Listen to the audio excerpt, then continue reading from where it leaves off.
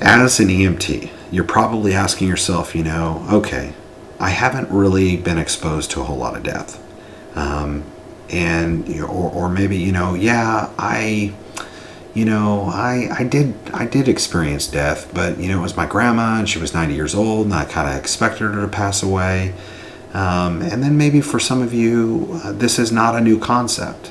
You've had your father or mother pass away. You've had somebody that was close to you, a friend or a family member, pass away. Maybe you were around when it happened, maybe not. But you're probably asking yourself, okay, so I've showed up, they're dead, there's nothing I can do. Now what do I do with the family? Because the family still need to be taken care of. The people that are grieving still need to be taken care of. And so, what do I do? Well, I can't always answer that question for you, but I can try and give you some helpful hints. I think this is going to be something that you're going to have to gain experience in, and you're going to kind of learn what the right thing to do and what the wrong thing to do. But one of the things that I can touch on is you need to be as helpful as possible.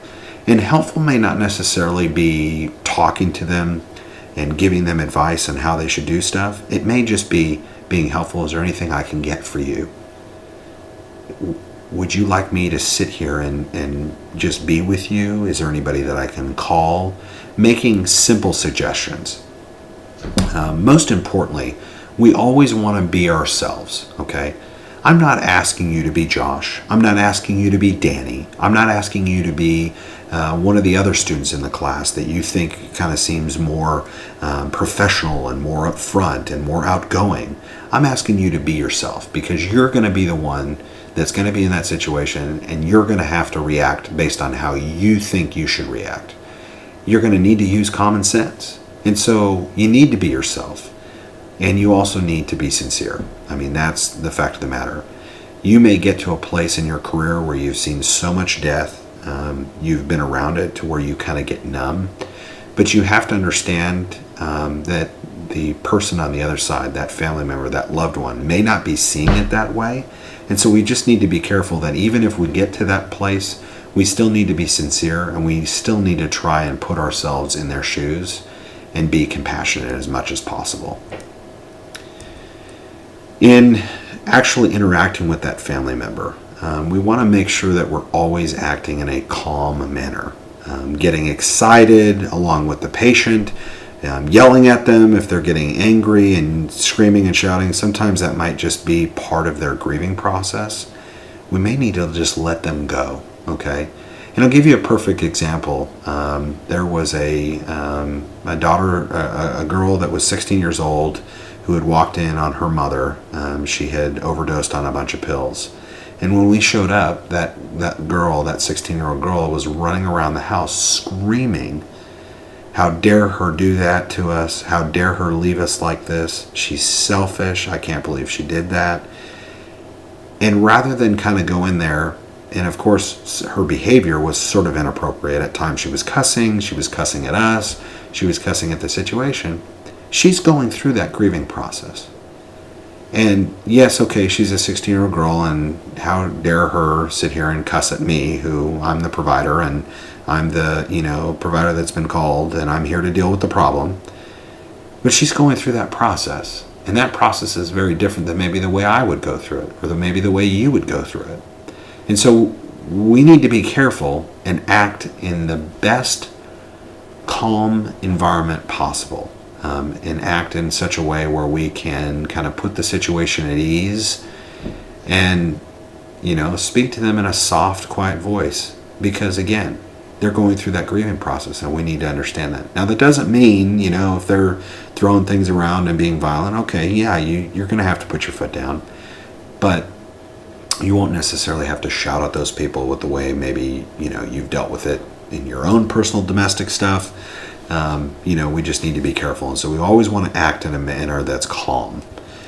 We always want to show concern about privacy. In the event that we do go in and try to begin CPR, where we might have to take shirts off, we might have to take clothes off, they may be in a situation where they're naked, we may be trying to resuscitate the patient in the public, and we always want to make sure that we're concerned about privacy. And so that might be just as simple as asking the family member, again with law enforcement approval, because it might be a crime scene. But after you have decided that a patient is not going to survive and that you can't resuscitate them, you may need to cover them up, okay? You may need to ask, how can I do, what can I do to help preserve their privacy? If you've ripped the patient's clothes off and you've done all these things, it may be out of politeness, so that the family member is not more traumatized by how their loved one looks at this moment, by sort of covering them up and kind of concealing some of the modesty that you have sort of exposed. In addition to that, we always want to respect what the family's wishes. Again, bear in mind, this may be a crime scene. This may turn into that particular situation. We always want to ask, what is your expectations? How can we help you in that situation? Obviously, having this conversation in front of law enforcement in the event they're like, we got to wait till my detective gets here and we'll hold off on that, or whatever the case may be. And you can work with them on that, but you want to try and be as respectful as possible. And most importantly, always be honest, okay? Never, ever, ever create false hope to a family member. In the event that, you're sitting there and maybe you've gone through this particular situation, sometimes we put our foot in our mouth and we say things because we're nervous and we don't know how to react in this situation, and it's an uncomfortable thing to be involved with, and it's not your loved one, but it's their loved one, and you're in the midst of all that, and then it comes out of your mouth and you just say, you know what, sir, ma'am, it's going to be okay. And if you were on their side of the shoes, if you're on the other side, say you're that family member, and this EMT or this paramedic or this firefighter or this nurse was to sit there and tell you everything's going to be okay, is that really what you're thinking about at that very moment? Is that really how you're wanting to react to this particular situation? I find that kind of hard to believe. No, I don't think that that's going to be how you're going to react to that. I think you're going to be sitting there on the other side going, how do you know that I'm going to be okay? How do you know that everything's going to be fine? In that particular situation, those things aren't going through your mind. And so you want to be careful on saying those things, because especially if you were to tell that 16-year-old girl that I talked about, everything's going to be okay. Really? Everything's going to be okay? Well, my dad moved out. I don't know where he is. They're going to probably put me in Child Protective Services. I have no family to go to. I'm going to have to go live with a complete stranger.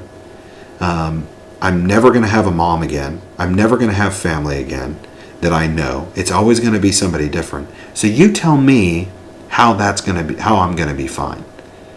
So we want to be careful in providing false hope. But at the same time, we always want to, be honest.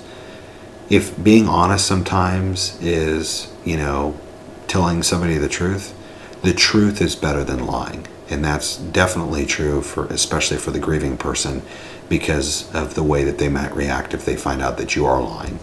And so you guys want to be careful on that.